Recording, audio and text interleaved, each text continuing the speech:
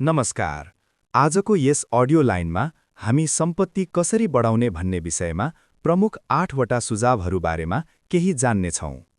बढ्दो सम्पत्तिमा सामान्यतया बचत र लगानीसहित चुस्त रणनीतिको संयोजन समावेश हुन्छ। यहाँ बचत र लगानी बीचको मुख्य भिन्नतालाई केलाउने प्रयास गरिएको छ। साथै सम्पत्ति कसरी बढाउने भन्ने बारे केही सुझावहरू दिएको छु। बचत छोटो अवधिको लक्ष्य वा आपतकालीन अवस्थाको लागि पैसा छुट्याउनु आवश्यक हुन्छ। भविष्यमा हुने खर्च वा कुनै अप्रत्याशित घटनामा अप्ठ्यारो नहोस् भनेर बचत गरिन्छ। बचत सामान्यतया कम जोखिम र सजिलै पहुँचयोग्य खाताहरू, बचत खाता, मुद्दती खातामा राखिन्छ। यस्ता खाताहरू सुरक्षित मानिन्छन् तर प्रतिफल भने तुलनात्मक रूपमा कम हुन्छ। त्यसैले तपाईको पैसा समयसँगै उल्लेखनीय रूपमा बढ्न सक्दैन। लगानी भनेको लामो अवधिमा नाफा कमाउने आशामा तपाईको पैसा वा सम्पत्ति विभिन्न प्रकारका लगानी औजारहरू जस्तै स्टक, बन्ड, मुद्दती निक्षेप, घर-जग्गा वा व्यवसाय आदिमा लगाउनु हो। लगानी तपाईको सम्पत्ति बढाउने तरिका हो। सम्पत्तिको प्रकृति अनुसार लगानीका जोखिमहरू फरक हुन्छन्। उदाहरणका लागि, स्टक अस्थिर हुन सक्छ, बन्डहरू सामान्यतया कम जोखिमपूर्ण मानिन्छ। लगानी विविधीकरणले जोखिम व्यवस्थापन गर्न मद्दत गर्न सक्छ। लगानीमा बचत खाताको तुलनामा उच्च प्रतिफलको सम्भावना हुन्छ।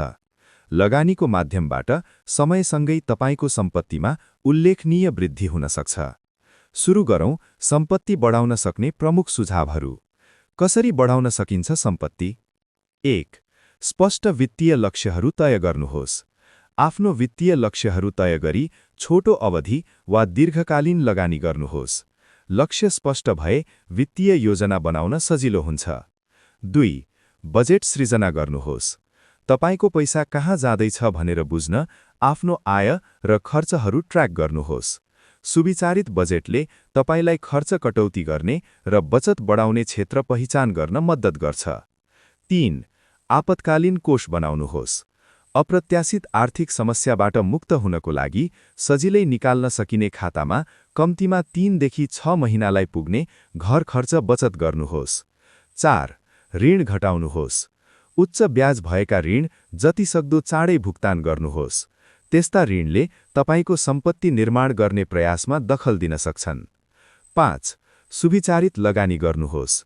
विभिन्न लगानी विकल्पहरूको बारेमा जान्ने प्रयास गर्नुहोस् र तपाईको जोखिम सहनशीलता र वित्तीय लक्ष्यसँग मेल खाने पोर्टफोलियो बनाउनुहोस्।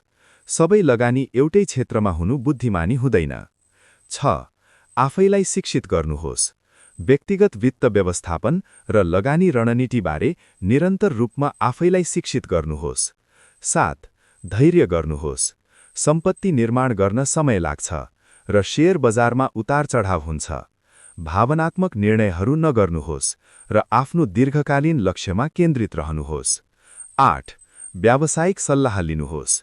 तपाई लगानी वा वित्तीय योजनाबारे अनिश्चित हुनुहुन्छ भने व्यक्तिगत सल्लाह दिन सक्ने विज्ञसँग परामर्श लिनुहोस्।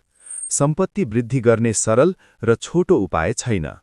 तपाईको रणनीति तपाईको व्यक्तिगत वित्तीय परिस्थिति र लक्ष्यसँग मेल खाने हुनुपर्छ। सम्पत्ति निर्माण एक क्रमिक प्रक्रिया हो जसको लागि अनुशासन, धैर्य र निरन्तर वित्तीय व्यवस्थापन चाहिन्छ।